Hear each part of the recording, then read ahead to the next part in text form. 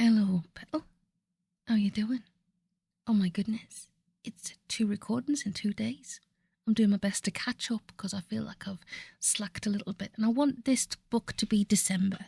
I want it to be like complete within December. And, you know, it's kind of like a Christmas read. And I was also planning as well to maybe do a Christmas live read because I don't do Christmas. And there's a lot of people that don't do Christmas. And it's nice to kind of like just have a voice there on Christmas Day. You know, some people find it quite difficult. So I don't know. What do you think? Do you think it'd be a good idea? Well, let me know your thoughts in the comments. That's always helpful. Or drop me a line by an email. Doesn't have to be in a comment. It's fine. Because I appreciate and respect your opinions. I really do. And thank you for all the input as well. I do appreciate you very, very much. Your comments make me happy. We like this. Right, I am waffling far too much because we've got chapter 5 of Here Comes the Sun. It's another short one, but that's why I'm doing 2 in 2 days, you see. Magic. Chapter 5. Wayne, trainee technical assistant, 2nd grade, looked down over the dashboard of the Sun and wondered if something was wrong. If it was, he told himself, then it wasn't his fault. He hadn't asked to be transferred at a moment's notice from Tidy's, where he had just mastered sweeping up the staff canteen floor, and to be given this bloody great big thing to fly. Nobody told him how to fly it, probably because nobody seemed to know. The sum total of hands-on vocational training he had received comprised the words, "I think the ignition is that one there." Why was everyone down there looking at him? He'd heard somewhere that mortals aren't supposed to look directly at the sun because it damages their eyes or something equally feeble. Pretty well everything damaged mortals as far as he could gather. If half of what he'd heard was true, it was a miracle there were any of them left. It hadn't been easy getting the stupid thing off the ground in the first place, and the damage wasn't his fault either. After all, anybody with any sense would naturally assume that it took off vertically. Certainly nobody told him you had to drive it very fast along the ground for 20 minutes before it picked up enough speed to wobble off into the air. He pressed what he hoped was the speak button on the radio and tried once more to establish contact with the control tower. His voice, he noted, was thin with panic. "Oi!" he said. "You down there? What the fuck am I meant to be doing up here anyway?"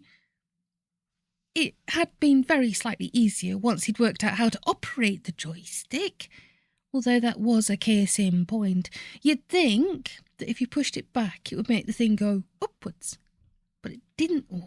Remarkable how quickly an ice cap will melt if you do low swoops over it. "Is there anyone down there, for shit's sake?" He gave up. On the left-hand side of the console, there were some buttons he had not pressed yet. He pressed them. They didn't seem to make any difference. There had to be some way to make this thing fly steady. If he could get down lower, perhaps somebody on the ground would know what to do, and they could shout up at him and tell him he noticed a lever with a red knob on it, and pulled. That certainly made a difference. "Help!" he screamed. About 5 minutes later, once he'd got used to flying along upside down, he managed to grab hold of the lever again and try to pull it back, and it wouldn't budge. It was stuck. At least, he said to himself, I can't see what's going on the ground. I don't think I'd want to know somehow. Now, instinct told him that since he couldn't see where he was going, the sensible thing would be to try and go higher. Because the higher up you went, the fewer things there were that you could possibly bump into. The odd star, perhaps. Maybe a comet or two. Not the ground. He wrestled with the joystick, but now that was jammed too. He had a notion that he was going into a spin, zooming downwards. If the great burning disc he was attempting to manipulate hit the ground, the chances were that it would probably form a massive leg break and whiz out into the back end of the universe for 6 spies. Not my fault, he muttered, as he strained against the stick. Not my fault. Not my fault. Not my fault. Jane woke up and sat bolt upright in bed. Something was wrong. It was, she realised, the dawn. It was doing something it shouldn't be doing. It was flashing on and off. With her head still full of damp and heavy sleep, she stumbled out of bed, clumped to the window and hauled on the curtains. Dear God, she thought, I'm right. The sun, riding high, very high, in the morning heavens, was flicking on and off like a huge blazing indicator.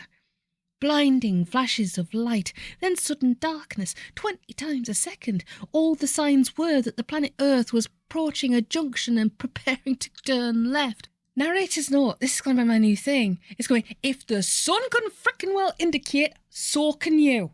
Yeah. I digress. Perhaps, Jane said to herself, she struggled into a pullover, it's an eclipse. Lots of eclipses. Perhaps they're using up an enormous backlog of eclipses before they pass their best before date. She stopped and thought for a moment. There was, she realised, something else. Very slowly, she turned around and looked for her watch. It was difficult going because the stroboscopic effect of the flashing sun made it impossible to focus or judge distances. Eventually, though, she found it and peered at the dial. It was 11:30. At night. She'd only got to bed an hour ago. What the hell would they do in having dawn right now? Perhaps, she thought, there'll be an announcement in a moment. There is no cause for alarm, it's only a drill, we're having a dawn practice and we forgot to tell you. Sorry about that. Then she twigged. The sun was going the wrong way. Instead of east to west, it was going west to east, and she could tell this because, in addition to flickering away like very old film footage, it was going at one hell of a lick. Jane stood there, one small mortal trying to make sense of the universe.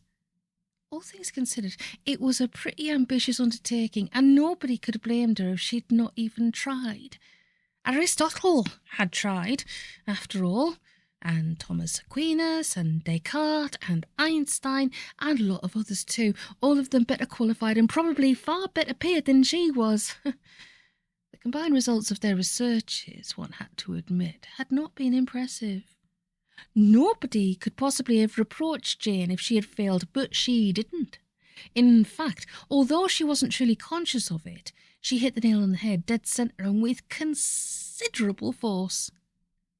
"Oh dear," she said, "somebody's made a banjax." As if to congratulate her on the accuracy of her summary, the moon rose from behind a clump of very frightened-looking clouds, zoomed across the sky, stopped just underneath the sun, and hovered there. On the perfectly blank silver sphere of its face, Jane was sure she could make out an expression, and it reminded her of her geography teacher at school. Jane frowned. "Honestly," she said. Then she drew the curtains tightly and went back to bed. Wayne, trainee technical assistant 2nd grade, opened his eyes and looked up. Not that it was up, strictly speaking, because he was still flying along in a dead spin upside down, straight towards the centre of the earth, and as far as he was concerned, however, it was up. They call it relativity, and up to a point it works. He said. Directly above, or perhaps below his head, he could see the moon. What was more, he could see the man in the moon, and the man in the moon was not pleased, apparently. To be precise, he was standing up in his cockpit, waving his fists in the air and shouting. He was too far away for Wayne to be able to hear him, let alone read his lips, but he had a pretty shrewd idea of the general gist of what was being said. "Not my fault," he said. "Not my fault," he yelled. What the hell? The man couldn't hear him anyway. Wayne shrugged, relaxed his shoulders, and leaned back in the seat. Any minute now, he reckoned, he'd collide with the earth, and none of it would matter very much anyway. He slid back in the seat, and it so happened that his elbow banged against the control panel, and something got switched on. "The buggery do you think you're doing, you dozy young bugger? Pull the bloody stick back and open your sooting flaps." "Ah," said Wayne to himself. "That must have been the radio. Now perhaps we're getting somewhere." "Here," he shouted. "Can you hear me?" The voice from the radio, which he assumed was that of the man in the moon, didn't answer his question in so many words, but the impression he got was that, yes, they had established radio contact. He took a deep breath. "Here," he said, "how do you fly this boxy thing?" There was a moment of stunned silence. You mean you don't know? Wayne scowled. "Of course I don't bloody know. You think if I know, I'd be flying it upside down straight at the bloody ground?" The moon wobbled on its course. Didn't anyone, tell you before they let you take her up? "No," Wayne replied. "Look," All right. said the man in the moon quickly. Keep your head. There's nothing to it, really. You see that stick thing in front of you? Wayne looked down. "Yup," he said. "I tried that." Shut up and listen. That's your joystick, right? Now to the left of the joystick, there are some levers. That's your flaps. Now, ease the stick back with your right hand. Lift the flaps with your left. Easy. Does it? I said easy. Gently. Amazingly, Wayne could feel the sun responding, levelling out, slowing down. He gripped the stick hard. The voice over the radio sounded quiet and reassuring with just a soupçon of blind terror. Now then, said the voice. Just by your left foot there's a pedal. That's the brake. You got that? Yeah. Gently, mind. That's it. Not too hard, mind, or you'll stall her. Now then, ease forward on the stick. That's it. Lovely job. And open the throttle. Just a crank. Which one's the throttle? Right foot. No, that's clutch. That's it. Just a crack, mind. Or first thing you'll know, you'll be up the back of the crab nebula. Come on now, son. Just a little bit more. You've got it. Now hold it like that. Like this? No! There was radio silence for a moment as sun and moon took evasive action. By rights, the violent jinking of the moon should have whipped up a tsunami that would have gone over North America like a carpet sweeper, and given Japan a spring clean it would never have forgotten. As it happened, however, they were hopelessly undermanned at tidies, owing to the secondment of key personnel to other departments, and everything stayed exactly as it was. Use your bloody stick! Like that? Yes, more so. Put your back into it. Like this? Yes. The sun seemed to hover for a moment.